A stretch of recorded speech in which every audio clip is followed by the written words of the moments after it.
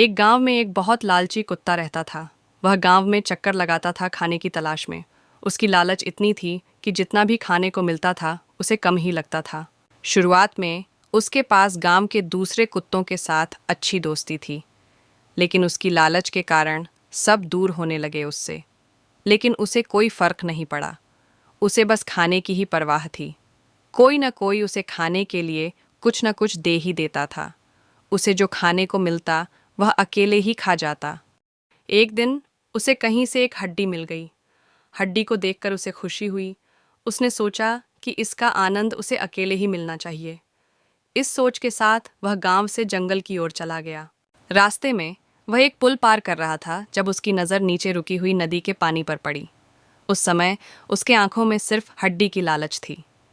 उसे यह भी पता नहीं चला कि नदी के पानी में उसका ही चेहरा नजर आ रहा था। उसे लगा कि नीचे भी एक और कुत्ता है जिसके पास एक और हड्डी है। उसने सोचा कि क्यों ना उसकी भी हड्डी छीन लें तो मेरे पास 2 हड्डियां होंगी। फिर मैं दोनों हड्डियों को मज़े से खा सकूंगा। ऐसा सोचते ही वह पानी में कूदा और उसके मुंह से हड्डी सीधे नदी में गिर गई। हड्डी गिरते ही कुत्ते को समझ आया और उसे अपने कर्म पर पछतावा हुआ। इस कहानी से हमें यह सीख मिलती है कि हमें कभी भी लालच नहीं करना चाहिए। लालच से हमें ही नुकसान होता है।